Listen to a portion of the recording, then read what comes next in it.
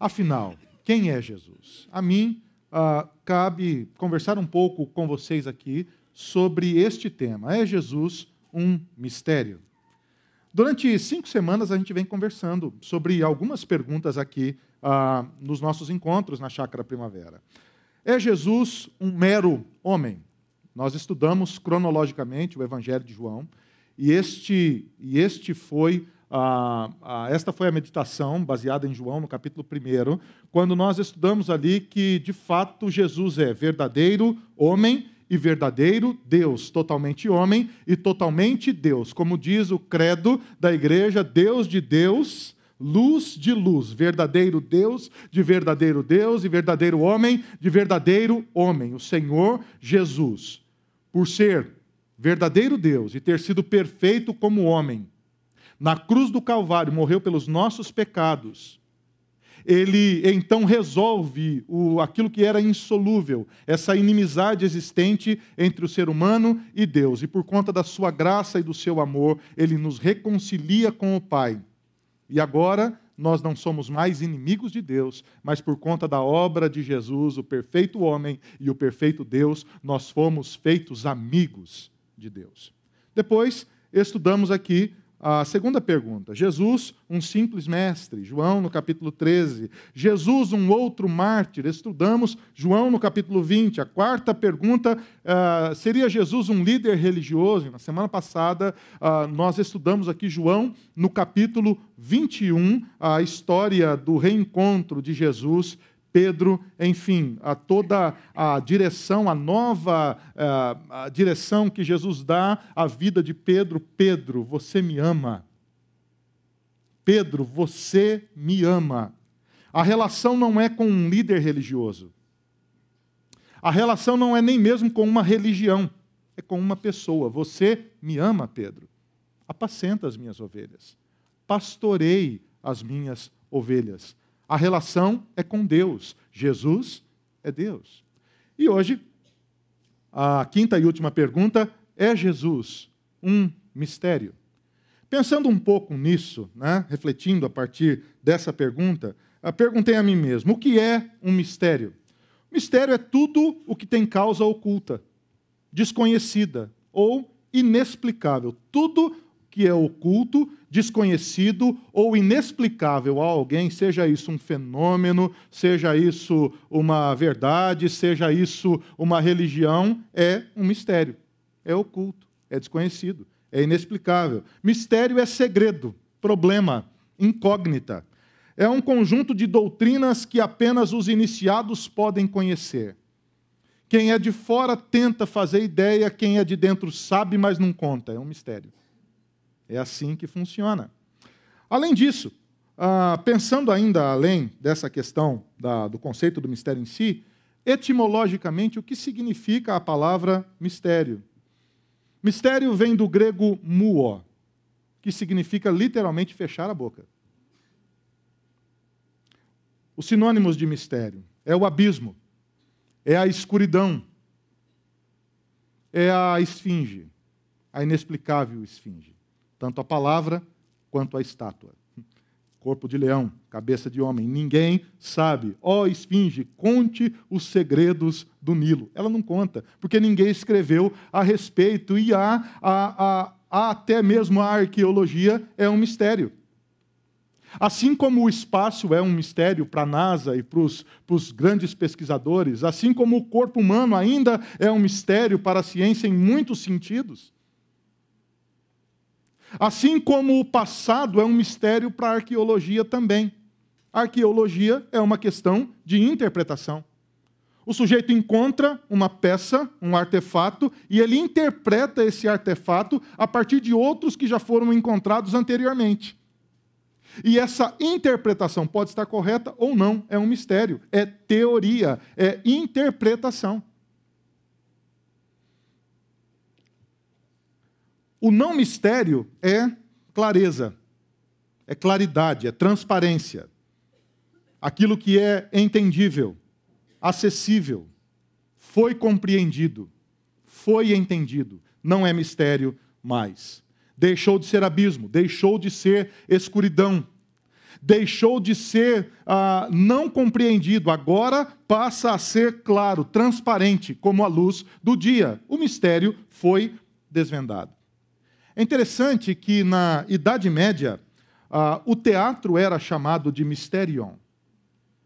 Depois da queda do Império Romano, no início da Idade Média, no século V, a Idade Média vai do século V ao 15º século, é uma idade gigantesca, né, aí de 1000 anos, basicamente, e os teatros voltam a acontecer, o que antes havia tido o seu ápice na cultura romana, passa por sua decadência e volta a acontecer agora, na Idade Média, dentro das igrejas. E as igrejas promoviam peças que eram chamadas de mysterion.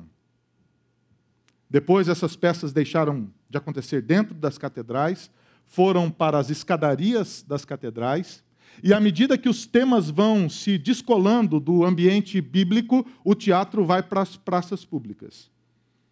E passa-se então a essa nova era do drama que vai desembocar nisso que você vê hoje aí nas novelas da Rede Globo, infelizmente. Peças de teatro na Idade Média, olha o que diz o texto, eram chamadas de mysterion. Depois traduzido para o latim, drama.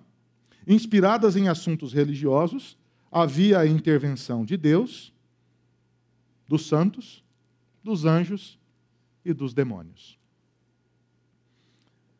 A antiguidade proporcionou muitas religiões de mistério. E essas religiões de mistério, as que existem até hoje, são fruto dessas que existiram na antiguidade. O pressuposto é o mesmo. Eu escolhi, por exemplo, uma religião de mistério para exemplificar isso aqui, a partir da leitura da história grega, o mistério de Eleusis. 2 deuses, Perséfone e Deméter, eram deuses agrícolas. Esse culto a Perséfone e a Deméter que se realizava em Eleusis, próximo a Atenas. O que acontecia é o seguinte: as pessoas que eram iniciadas a esta seita se reuniam no Ágora, a praça central de Atenas, tomavam ali um banho sacrificial e purificador, que significava ao mesmo tempo oferecendo-se a si mesmos como sacrifício e também se lavando das suas próprias impurezas, e apenas aqueles que eram iniciados partiam para um lugar que ninguém sabia, em Eleusis, e ali cultuavam a Perséfone e a Deméter. Sacrificavam porcos e caminhavam para cavernas desconhecidas apenas para os iniciados.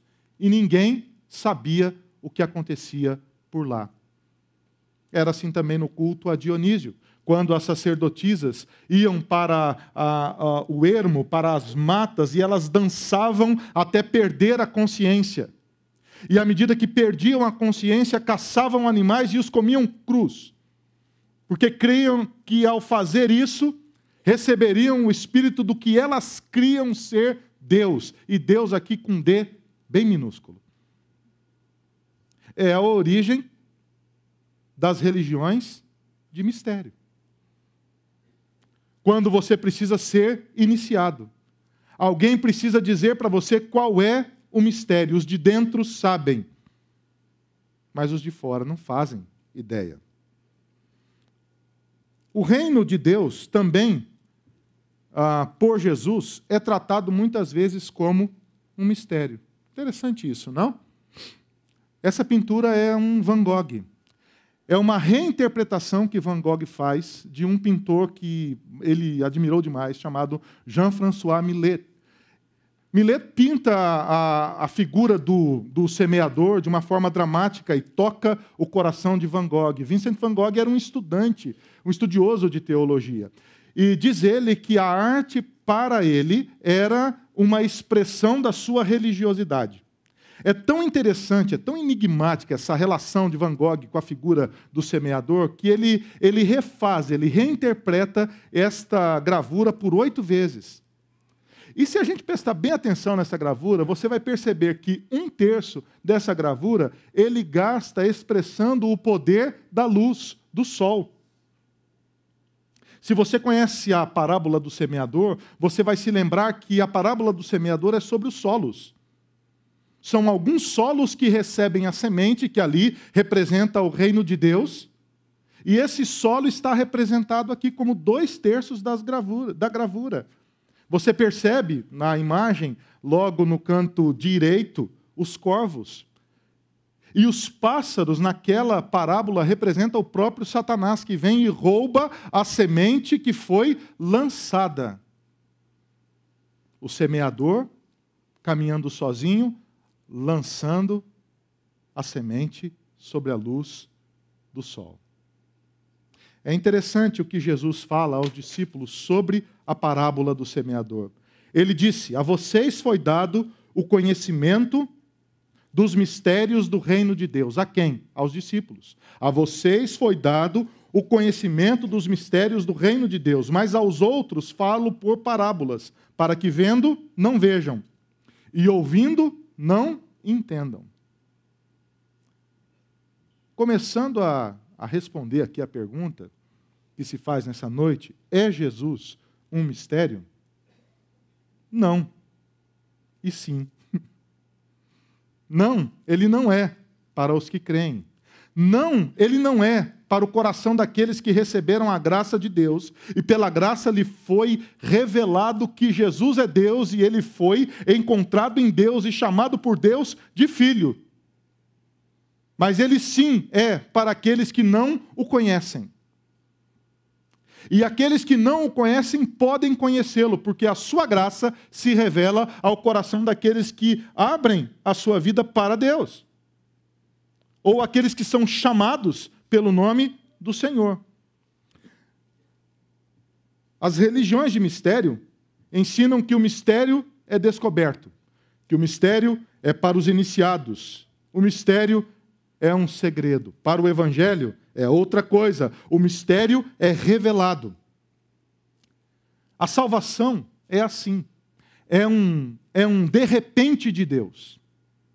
É o cidadão que era cético, que não cria, que era ateu, que era distante de Deus, que duvidava de tudo, que nada fazia sentido, mas de repente a graça de Deus o alcançou.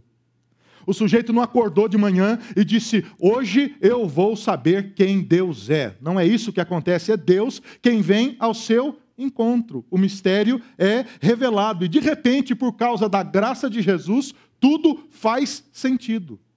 É o apóstolo Paulo, com um intento ruim, no caminho para Damasco, que sai da sua cidade para perseguir os seus inimigos em Damasco. Os cristãos são agora inimigos para o apóstolo Paulo, e ele tem consigo uma ordem, ou para matar, ou para prender aqueles que são do caminho. E no caminho para Damasco, Jesus resolve se apresentar a Saulo. E de repente, Saulo que não cria, Saulo que não sabia, Saulo que perseguia, se vê prostrado, crendo em Jesus. Porque Jesus se revelou a ele. O mistério é revelado. Nunca mais foi segredo para Paulo. Ele mesmo escreve que na plenitude dos tempos Deus enviou a Jesus. Ele mesmo escreve que Deus estava em Cristo reconciliando consigo toda a criação. É Paulo quem escreve a maioria dos textos que nós lemos no Novo Testamento, porque a graça de Jesus foi revelada ao seu coração. O mistério acabou quando Cristo se revelou e revelou o próprio Deus. E a exemplo do que acontece hoje, aqui nesse lugar, e em muitas outras igrejas ao redor do mundo, nos 4 cantos deste mundo, a exemplo do que aconteceu neste final de semana, e acontece em todos os finais de semana, para aqueles que estão presentes aqui, aqueles que acompanham pela internet, aqueles que assistem depois daquilo que acontece aqui na nossa reunião, o mistério é proclamado, anunciado pelo poder de Deus e crido nos corações. Porque quem se revela é o próprio Cristo. Todas as vezes que a palavra é aberta, todas as vezes que a palavra é anunciada, Cristo se revela. Ele é anunciado e corações creem. O poder está em Jesus, o mistério de Deus revelado. João termina de maneira maravilhosa o seu evangelho. Ele diz: este é o discípulo que dá testemunho dessas coisas e que as registrou. Sabemos que o seu testemunho é verdadeiro. Jesus também fez muitas outras coisas. Se cada uma delas fosse escrita, penso que nem mesmo no mundo inteiro haveria espaço suficiente para os livros que seriam escritos. É interessante que esse é o epílogo, é o resumo da obra. João resume todo o evangelho nesses 2 versículos, dizendo basicamente 2 coisas. Ele dá o testemunho do testemunho, dizendo que o que ele viu, ele registrou, e sabe que aquele testemunho é verdadeiro. E ele usa um segundo recurso para dizer que Jesus é muito maior, até mesmo do que o testemunho. É isso que o evangelho faz. O evangelho revela uma pessoa. Ele revela Cristo. E Cristo é maior do que tudo que você possa saber ou conhecer.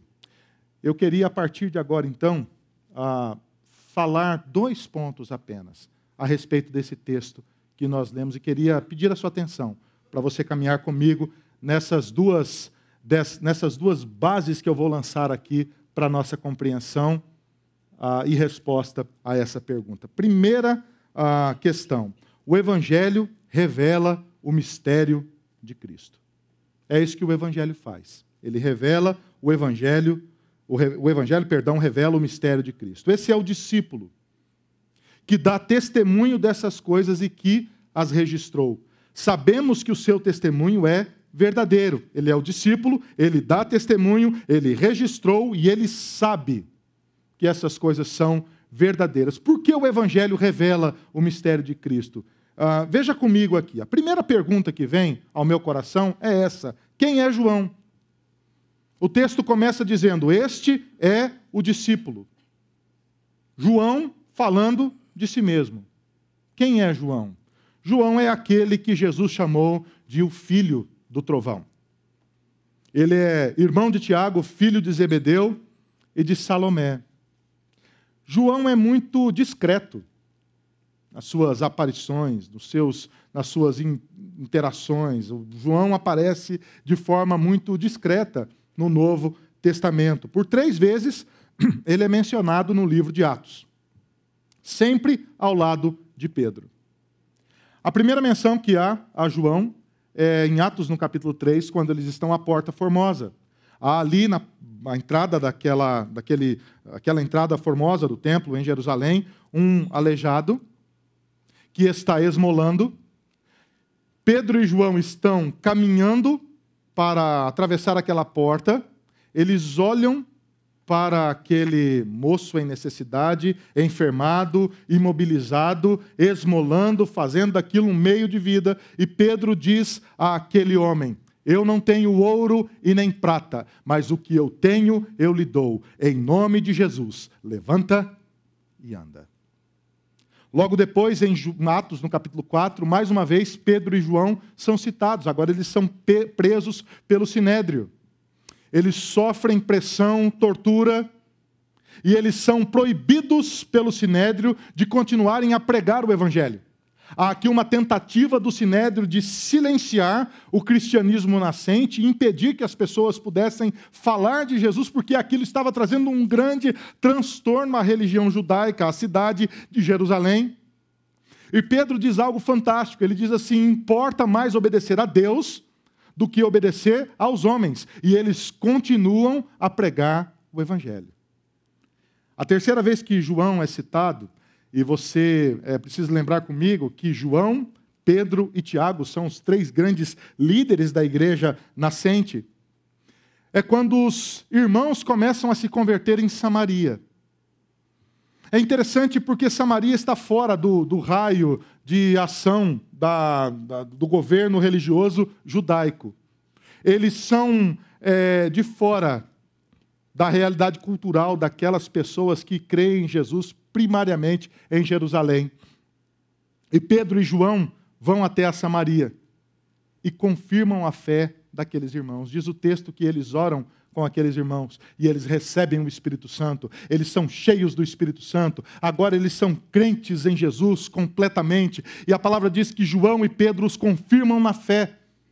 E a fé que antes era desconhecida ou nova para o coração daqueles samaritanos que eram ridicularizados e secundarizados por aqueles que viviam em Jerusalém, agora se torna verdadeira. Eles são verdadeiramente filhos de Deus. Esse é João, que foi exilado em Pátimos. Conta a história que João é o último dos apóstolos que ainda permanece vivo. Todos já se foram. E essa semana, meditando um pouco nesse texto, me veio à mente, assim, essa realidade de que Pedro foi o grande pastor. O apóstolo Paulo foi o grande pioneiro. Ele plantou a igreja para todo canto que havia.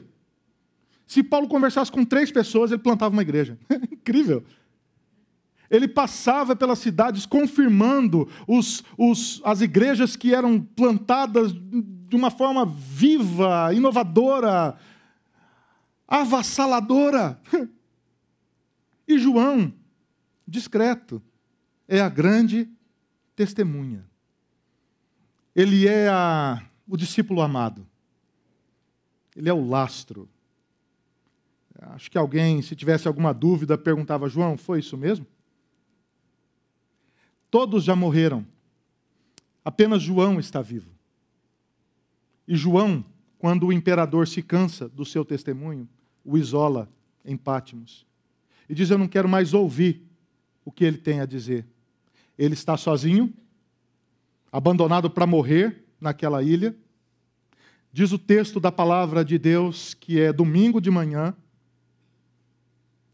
João, que é a testemunha, está impedido de pregar. Ele está impedido de falar, ele está impedido de se reunir com a própria igreja que ele ajudou a fundar. Ele está sozinho, exilado em Pátimos. E a palavra do Senhor diz que o próprio Jesus vem adorar a Deus junto com João. É interessante que o Senhor Jesus vem até João e ele abre os céus para João. A expressão em grego é: e eis que vi os céus abertos. E João viu. Ele viu o trono de Deus. Ele viu a glória de Deus. João viu as ruas de ouro. João viu a volta de Jesus. Ele viu porque o Senhor Jesus lhe revelou. Ele não estava sozinho em Pátimos. O Senhor Jesus estava com ele. E se hoje você e eu podemos ter esse vislumbre da eternidade, é porque primeiro Deus o revelou ao coração de João e ele fielmente registrou. O mistério em Cristo foi revelado. O Evangelho revela aos nossos corações quem Cristo é. Ele não é apenas o nosso Salvador, Ele é o Senhor de todas as coisas. Ele não é apenas o Senhor de todas as coisas, Ele é o Senhor de todo o universo. Ele é o Senhor do passado, do presente e do futuro. Ele é o Senhor da história. O Senhor Jesus tem em suas mãos todo o poder e em suas mãos está o destino eterno de todos nós, de toda a história. João escreve apenas menos que Paulo no Novo Testamento. Se você lê o Novo Testamento, é porque Deus usou basicamente a vida de 2 homens, Paulo e João. Em resumo, João compreendeu quem é Jesus. O mistério foi revelado ao coração de João. Ele agora crê. Isso faz toda a diferença. E porque ele crê, ele se tornou discípulo e testemunha do mistério de Cristo. Para quê? Para que outros creiam. O texto continua a dizer: este é o discípulo que dá testemunho dessas coisas. Deixa eu dizer algumas coisas a você a respeito do testemunho. Aqui, o grego martíria. O testemunho significa que João não escreveu fatos isolados ou descomprometidos. A narrativa do Evangelho não é isso, não é a junção de fatos desconexos e descomprometidos. É muito mais do que isso. O Evangelho é a apresentação de uma pessoa. Cristo é o centro da revelação de Deus. Ou seja, quando o Evangelho vai se apresentando, ele não vai nos mostrando uma junção de fatos isolados ou de uma narrativa desconexa que vai remontando a histórias que a gente não entende bem. Não é isso. O Evangelho, ele vai caminhando e à medida que caminha nos apresenta uma pessoa. Cristo é o centro da revelação de Deus. O Evangelho não são as páginas que estão escritas, o Evangelho é uma pessoa. A boa nova, que significa Evangelho, é uma pessoa. Cristo é o Evangelho de Deus. E à medida que você vai lendo as páginas da palavra de Deus, essa pessoa vai se apresentando a você, mudando a sua história, mudando a sua vida. É isso que João faz. Não narrando fatos desconexos e isolados, mas apresentando, pelo poder do Espírito Santo, pela graça de Deus, uma pessoa, Cristo. Na sua carta, João escreve assim no 1º capítulo: nós lhes proclamamos o que vimos e ouvimos, para que vocês também tenham comunhão conosco. A nossa comunhão é com o Pai e com seu Filho, Jesus Cristo.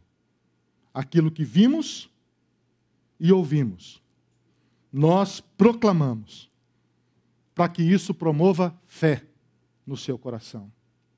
Para que isso promova um encontro entre você e o Senhor da história. Para que isso promova no seu coração o mesmo que aconteceu no coração de João. A plena certeza de que ele era amado por Deus. A plena convicção de que ele era filho de Deus. Esse discípulo testemunhou aquilo que viu, e não apenas testemunhou, mas ele escreveu, ele registrou. E o verbo registrar aqui vem do grego grafó, que significa escrever, grafar, apontar fatos que não podem ser esquecidos. Manter o compromisso de registrar, de guardar, para que outros saibam. É o ato de dar informação, direção. Aqui, a força desse verbo se refere aos livros sagrados do Antigo Testamento. É isso que João diz, que à medida que ele creu, compreendeu, testemunhou, que o seu coração foi transformado pela graça de Deus, e a graça de Deus se revelou de maneira clara e profunda a ele escreveu. E a força do verbo aqui remonta para o trabalho dos copistas no Antigo Testamento, que ao copiarem os textos sagrados, o faziam com toda a reverência. Todas as vezes que um copista estava copiando o texto sagrado, e ele encontrava ali no texto o tetragrama Javé, Yavé, Deus, ele se levantava de onde estava, trocava suas vestes, se purificava, lavava suas mãos, o seu rosto, colocava uma nova roupa, voltava para o texto sagrado e escrevia Deus. Se por 10 vezes ele encontrasse naquele capítulo ou naquela página o nome de Deus, por 10 vezes ele faria o mesmo ritual. Ele trocaria sua roupa, se purificaria e voltaria com toda a reverência e escreveria o nome de Yavé. É com essa força que João diz que ele escreve aquilo que testemunhou, aquilo que creu, aquilo que mudou a sua história. Certa vez eu ainda era muito jovem, 19, 20 anos, e eu ouvia pregar o pastor Valdir Stuernagel, que é um pastor luterano quem eu admiro muito. E ele falava num congresso de missões. E ele disse algo que nunca mais saiu da minha mente. Uma frase que marcou assim o meu coração. Falando sobre povos não alcançados, que nunca ouviram o Evangelho, ou que foram visitados por missionários, ele diz assim: quando a Bíblia é traduzida para uma nova língua, o missionário perde o poder. Quando a Bíblia é traduzida para uma nova língua, o missionário perde o poder. A maior reforma que Lutero fez não foi ter fixado as 95 teses nas portas da Catedral de Wittenberg, não foi isso a maior reforma. A maior reforma foi ter traduzido o texto bíblico para o alemão. Foi isso que libertou o povo, o contato com a palavra de Deus.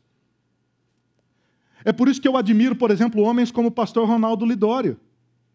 Antropólogo, teólogo, linguista, que sai do Brasil, que vai para o interior da África, que vai ser um missionário, um povo não alcançado, um povo que não tem a sua língua ainda grafada. Ele estuda a cultura, convive com o povo, decifra a cultura, ensina o povo a ler e a escrever na sua própria língua e traduz o Evangelho, o livro de Atos, a palavra de Deus, para aquela língua. Você sabe o que o Lidório fez? Ele proclamou o Evangelho para toda a eternidade naquela cultura.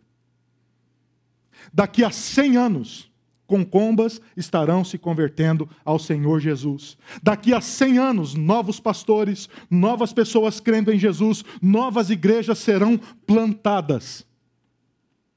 Porque um homem decidiu registrar a palavra de Deus. Você crê no Evangelho hoje porque João registrou aquilo que viu, aquilo que mudou a sua história. Isso é sagrado, é a revelação de Cristo ao seu coração. Sabemos que o seu testemunho é verdadeiro. E é interessante que aqui o que João testemunhou, ele registrou, porque ele diz: eu sei, e não somente eu, mas todos nós sabemos que o seu testemunho é verdadeiro. Saber aqui vem do grego oikos, a mesma raiz de oikos, que significa casa. Oikonomia, a estruturação, a administração da casa. O que João está dizendo aqui é que ele não apenas creu, ele não apenas compreendeu, o mistério não foi apenas revelado ao seu coração, mas ele foi convidado para um novo lugar, e esse novo lugar é a casa de Deus. E esse testemunho coletivo dessa nova família de Deus, que se chama a Igreja de Cristo na Terra, que se reúne a partir da pessoa de Jesus que está no centro, esta é a casa onde Deus revela sua graça e o seu amor. É você que antes não tinha lugar, que se sentia isolado, cansado, sobrecarregado. É você que antes estava perdido, mas que um dia teve o seu coração aquecido pela palavra de Deus. E o próprio Deus o convidou para um novo lugar, para o oikos de Deus, para a família de Deus. E você, que antes era de fora, agora pertence à família de Deus. Você tem um lugar à mesa. O seu coração foi aquecido pela presença do próprio Deus, que o convidou para próximo dele. E você que antes era inimigo de Deus, que antes não conhecia a Deus, hoje o conhece. E o Espírito de Deus que habita o seu coração, revela a você mesmo, no mais profundo da sua alma, que você é um filho de Deus, que você pertence a Deus. O Senhor Jesus estava com os discípulos, pregando o Evangelho. E a palavra é tão dura que as pessoas abandonam o Senhor Jesus. E ele olha para os discípulos mais íntimos e diz: vocês não querem também ir? E os discípulos respondem a Jesus: para onde nós iremos? Para onde nós iremos? Aqui é a nossa casa. A casa de Deus não é um lugar geográfico. A casa de Deus não é um lugar geográfico. A casa de Deus é a reunião em torno de uma pessoa que pode se dar em qualquer lugar do mundo. A casa de Deus se faz quando 2 ou 3 filhos do Senhor se reúnem em nome de Jesus. Naquele lugar, Deus se faz presente. Sabemos que o testemunho é verdadeiro, porque naquele lugar Deus estabelece a sua casa, a sua comunhão. Quem era de fora foi convidado para estar dentro, próximo, e foi transformado pela graça do próprio Deus. Interessante que oikos se transforma um título no Império Bizantino, dado a pessoas que eram consideradas muito próximas ou até mesmo família do imperador. O título era tão especial que toda pessoa declarada oikos se consideraria doulos, escravo do imperador, por iniciativa própria. Era como se o imperador dissesse: você é meu oikos, você é minha família, você tem um lugar à minha mesa. E a pessoa dissesse então ao imperador: já que tamanha honra aconteceu comigo, eu não quero mais ir embora. Eu me declaro seu escravo para sempre. Porque eu quero viver em tua presença, eu quero habitar em tua casa, eu quero me sentar à tua mesa enquanto eu viver. É como Davi. É como Davi dizendo: Senhor, a tua casa é melhor do que todos os outros lugares. Mais vale um dia na casa do Senhor do que 1000 outros dias em outro lugar. Mais vale, Senhor, para mim a compreensão da tua presença do que qualquer outra compreensão e revelação na vida. Mais vale, Senhor, mais vale ser parte da tua mesa, ser chamado de filho do Senhor, do que qualquer outra conquista que eu possa ter nessa vida. Mais vale o Senhor do que tudo o que eu tenha. É por isso que o apóstolo Paulo escreve aos Efésios: portanto, vocês já não são estrangeiros, nem forasteiros, mas concidadãos dos santos e membros da família de Deus, edificados sobre o fundamento dos apóstolos e dos profetas, tendo Jesus Cristo como pedra angular.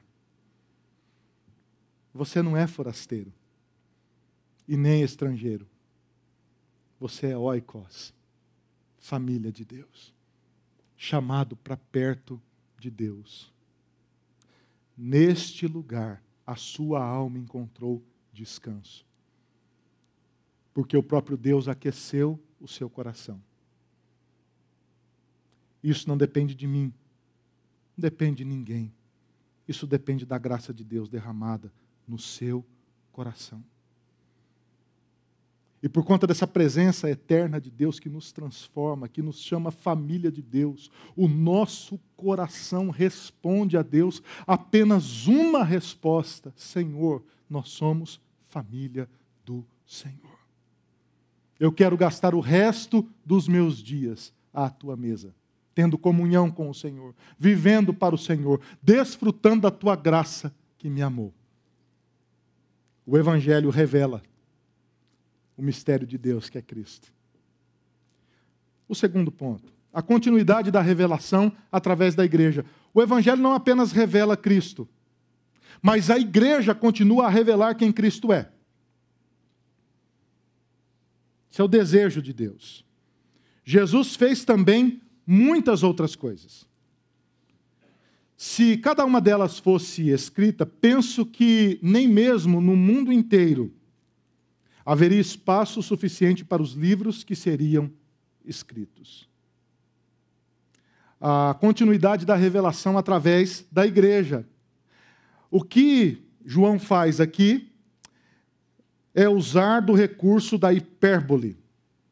Ele usa de um recurso literário para mostrar o exagero da revelação. Ele diz: Jesus fez muitas outras coisas, dizendo que nada pode conter o poder de Jesus. Nada pode conter o poder, nada pode conter a palavra, nada pode conter a pessoa de Jesus. Jesus é livre. Ele é livre porque ele governa a história, ele é o centro da história, ele é o criador de todas as coisas e, ao mesmo tempo, ele é o destino final de todas as coisas.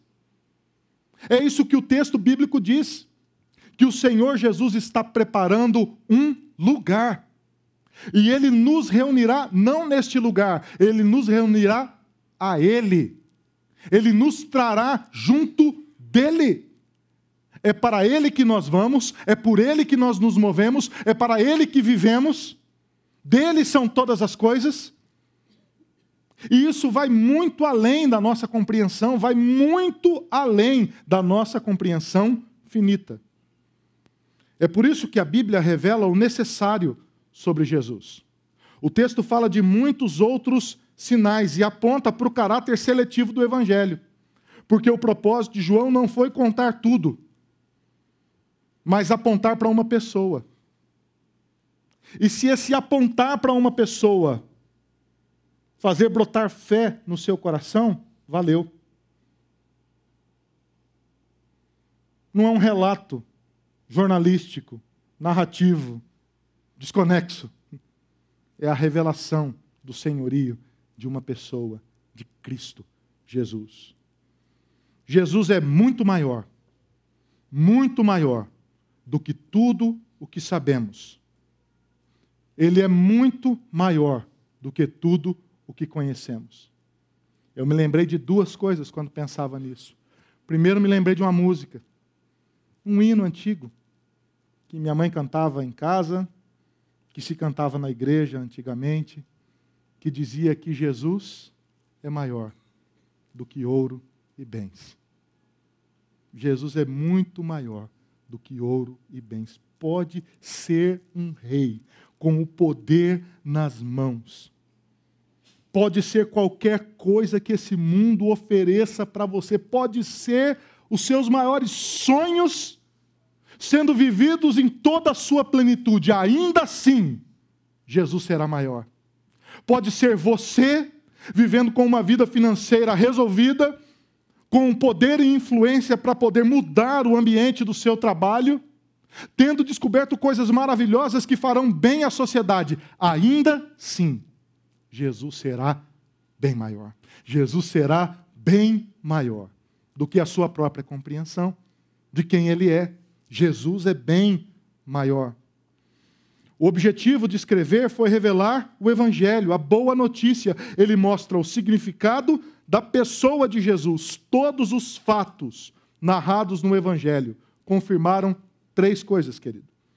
O fortalecimento da fé da igreja, a afirmação da deidade de Cristo e a autossuficiência de Cristo. À medida que você tem um encontro definitivo com Jesus, sua fé é fortalecida. A sua fé não é fortalecida pelas circunstâncias. Pelo contrário, as circunstâncias provam a sua fé. As circunstâncias fustigam a sua fé, chicoteiam a sua... Não tem jeito. O pecado faz isso mesmo, prova você. Mas a presença de Jesus em você fortalece a sua fé, apesar das circunstâncias. Apesar da economia confusa, apesar do desemprego, apesar da falta de resposta, apesar da tentativa de ter um filho e esse filho nunca nascer, apesar das muitas lutas que você enfrenta, apesar dos traumas que você carrega a sua vida toda, apesar da sua história triste, apesar das suas mágoas, apesar das coisas que não foram perdoadas ainda no seu coração, apesar das suas infelicidades, frustrações, limitações, apesar de você mesmo, Cristo sustenta a sua fé. E na sua falta de fé, Ele se revela e mostra a você que você é filho amado, que você não está sozinho e que Deus ama você. A pessoa de Cristo fortalece a sua fé em Deus e aponta para você o caminho para Deus. Diz alto no seu coração que Jesus é Deus e que Ele é autossuficiente, que toda a providência de Deus para a vida vem através de Cristo. A providência não está nos recursos. Ela está em Cristo, na pessoa de Jesus. Nem todas as palavras do mundo poderiam descrever a grandeza de Jesus. É isso que o Evangelho diz. que diante de Deus eu fico sem palavras. Que diante da beleza do Evangelho, eu não preciso mais falar nada. É como Isaías, quando ele vê o trono de Deus, ele diz: ai de mim, Senhor, porque eu sou um homem de lábios impuros, eu vivo no meio de uma geração impura e os meus olhos viram a glória do Senhor. Eu estou sem palavras. É isso que o Evangelho precisa fazer no seu coração. É deixar você sem palavras, impressionado, extasiado, cheio dessa glória eterna de Deus que mudou a sua história e a sua vida. Não é um discurso para sua mente, apenas. Não é um novo comportamento que você assume a partir da assimilação do comportamento de outras pessoas. Não é isso. O Evangelho é o poder de Deus que muda a sua vida e que confirma ao seu coração que você é amado de Deus, que você é filho de Deus. E isso deixa você absolutamente sem palavras. O Evangelho, quando João diz que nem mesmo no mundo inteiro haveria espaço suficiente para os livros que seriam escritos, apontando para o Evangelho, ele revela uma pessoa, a pessoa de Jesus. Aquele que é a palavra tornou-se carne e viveu entre nós. E vimos a sua glória, glória como do unigênito vindo do Pai, cheio de graça e de verdade. É isso que o Evangelho faz. Ele revela que Cristo está entre nós. A força do verbo grego aqui é que a palavra tornou-se carne e viveu. O verbo viver aqui significa Jesus montou o seu tabernáculo, a sua tenda entre nós. E nós vimos em Jesus a glória do unigênito do Pai. Cristo é, como diz o apóstolo Paulo, a imagem exata do Deus invisível. Jesus nos revela o Pai.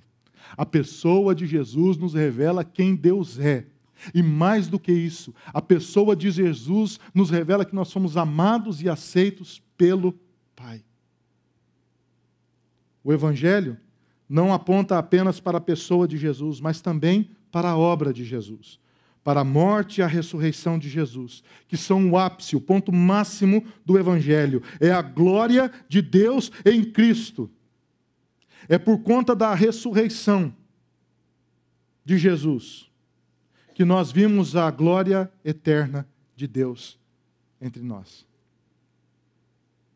É por conta da revelação da morte e da ressurreição de Cristo que nós vimos a glória de Deus entre nós. Aquela mesma glória que Moisés pediu ao Senhor: Senhor, me deixa ver a tua glória. E ele vê de relance, pela fenda de uma rocha. Essa glória eterna de Deus nos foi revelada em Cristo Jesus. Cristo é a expressão exata do ser invisível de Deus. É o que Jesus diz a Filipe. Ele diz: Filipe, você quer ver o Pai, mas você já me viu. Será que você não entende que o Pai e eu somos a mesma pessoa? Que quem me vê, vê o Pai. A expressão exata do Deus invisível. Se você anda por aí procurando quem é Deus, deixa eu dizer uma coisa para você: Deus está aqui e se revela aos nossos corações em Cristo Jesus. Deus não é uma força, Deus não é um espírito de luz, Deus não é uma vitalidade, uma energia. Não se dá através da junção da energia de pessoas que se reúnem com um propósito positivo. Deus é Deus eterno que se revela em Cristo Jesus, o Deus Pai, Filho e Espírito Santo que criou todas as coisas, que nos amou com amor eterno, que morreu naquela cruz para nos salvar. Esse mesmo Deus revela ao seu coração nessa noite que você é filho amado de Deus. É isso que o Evangelho aponta, para a obra salvadora, eterna de Jesus. O Evangelho transforma os discípulos de Jesus. É interessante pensar no encontro de Jesus com Tomé. Num determinado momento, Tomé duvidou que o Senhor Jesus havia ressuscitado. Os discípulos haviam encontrado com Jesus e disseram: Tomé, o Senhor veio até nós. E ele disse: só se eu visse os cravos em suas mãos. Só se eu visse as marcas dessa tragédia, eu poderia então acreditar que Jesus estaria vivo. E o Senhor Jesus, interessante, ele vem até Tomé, assim como ele vem a todos nós. Ele se apresenta, ele se revela às dúvidas de Tomé. E Jesus disse a Tomé: coloque o seu dedo aqui e veja as minhas mãos. Estenda a mão e coloque ao meu lado. Tomé, pare de duvidar. Creia. Coloque a mão aqui, Tomé, ao meu lado. Pare de duvidar que eu amo você. Pare de duvidar que eu ressuscitei. Pare de duvidar que eu sou Deus. Pare de duvidar e creia. É interessante a resposta de Tomé. Porque ele não olha para Pedro e diz: ô Pedro, perdão, eu não acreditei em você. Ele não diz para Jesus: beleza, Jesus, opa, agora eu vi mesmo, hein? Ressuscitou, né? Ele não foge da situação com uma resposta assim religiosa. Ele não fala: que benção, hein?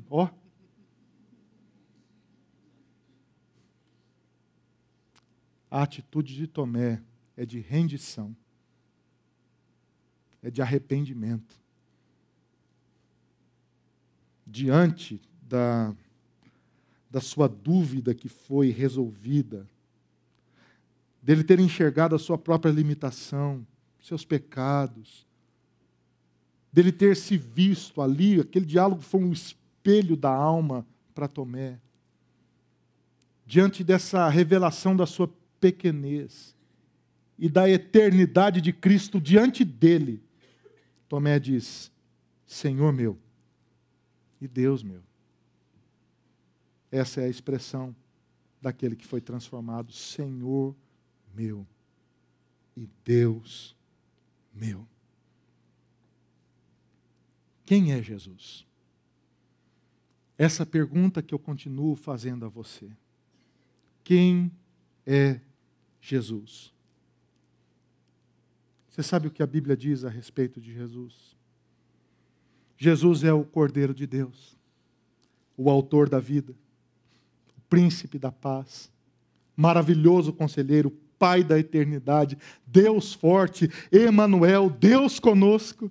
A Bíblia diz que Jesus é a brilhante estrela da manhã, o leão de Judá, o alfa e o ômega, o princípio e o fim, o rei dos reis, o senhor dos senhores. O Evangelho de João diz que ele é o caminho, a verdade e a vida. Ele é a porta, ele é a vida eterna, ele é a fonte de vida, ele é o Senhor de todo o universo, o Senhor da história, o Senhor de todas as coisas. O bom pastor, o pão da vida, a luz do mundo, o Deus eterno. E esse Deus ama você. Ama você. Quem é Jesus?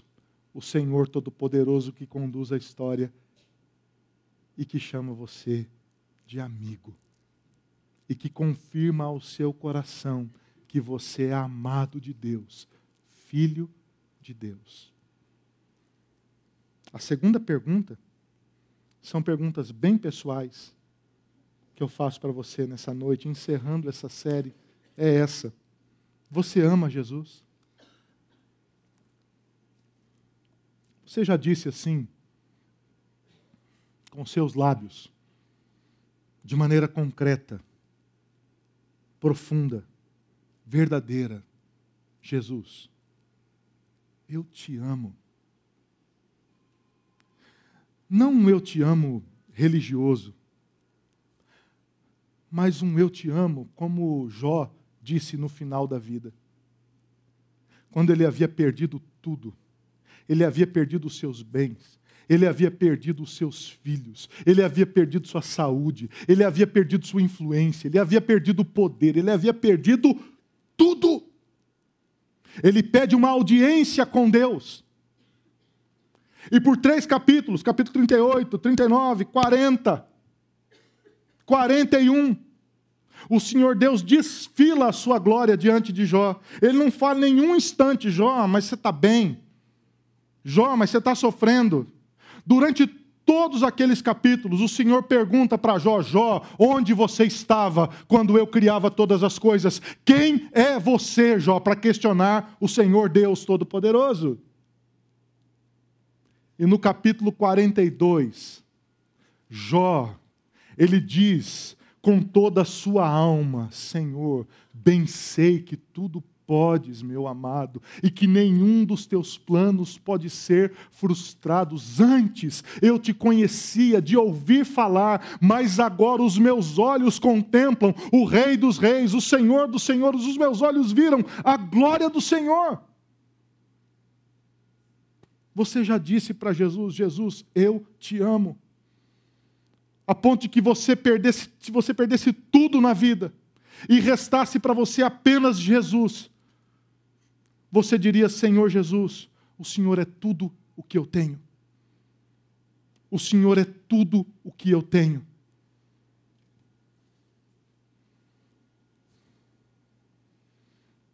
Jesus já transformou a sua vida?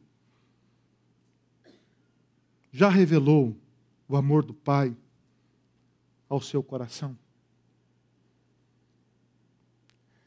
Eu queria terminar essa série proporcionando a você um momento de oração e de reflexão. Nós vamos ouvir uma canção. E eu gostaria que você fizesse dessa canção a sua oração. De propósito, eu convidei 2 adolescentes para cantarem essa canção. Você sabe por quê? Porque eles representam a continuidade da igreja. Eles têm tudo aquilo que muitos de nós já não temos mais: o tempo, a juventude. E é interessante, num momento como esse, que a gente reflete sobre o nome de Jesus, a gente pensar que a história não para por aqui. Você está aqui porque o Senhor Jesus revelou a sua graça ao seu coração. E alguém o amou o suficiente para testemunhar do Evangelho a você. Talvez os seus avós falaram de Jesus para você em torno da mesa. Talvez um amigo, um pastor querido que caminhou com você e lhe mostrou o caminho do Evangelho, o caminho de Jesus. Você sabe o que acontece? Depois de nós, se o Senhor Jesus não voltar, a palavra continuará sendo pregada por gerações e gerações e gerações e gerações e gerações, porque nós adoramos o Senhor da história, o Senhor Jesus que venceu. E é digno de todo louvor, de toda honra, que tem um nome mais alto do que todo nome, o nome mais sublime, mais profundo, mais poderoso, o nome de Jesus, que é capaz de nos salvar, de nos dar nova vida, de aquecer o nosso coração e de dizer ao nosso coração de que nós somos filhos de Deus. Às vezes, querido, eu não sei quanto a você, mas eu sinto assim na minha alma saudades do céu. Eu fico pensando assim, de que se pela graça de Deus o Senhor Jesus me chamar para perto dele, naquele grande dia, que eu puder abraçar o Senhor Jesus e dizer: Senhor Jesus, muito obrigado por tua graça, pelo teu amor, porque o Senhor não me criou para o sofrimento, o Senhor não me criou para as minhas próprias limitações, o Senhor me criou para a tua glória e me recebeu hoje no teu reino eterno, porque o Senhor é bom. Quem é Jesus, querido? Jesus é Deus, o Senhor Todo-Poderoso, que nos ama e que conduz a nossa vida em vitória para a glória dEle. Quem é Jesus? Jesus é tudo que nós temos. Jesus é a fonte de vida. E a minha oração nessa noite é para que Jesus aqueça o seu coração e confirme ao seu coração que você, querido, é filho amado de Deus. Faça dessa canção a sua oração, querido, por favor.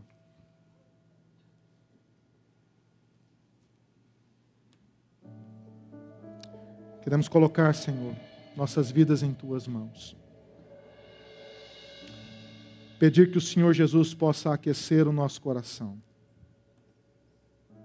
nos transformar e revelar ao mais profundo da nossa alma esse mistério eterno de Deus, de que Jesus é o Senhor e de que nós somos filhos amados desse Deus maravilhoso. Nós oramos assim, Senhor, em nome de Jesus.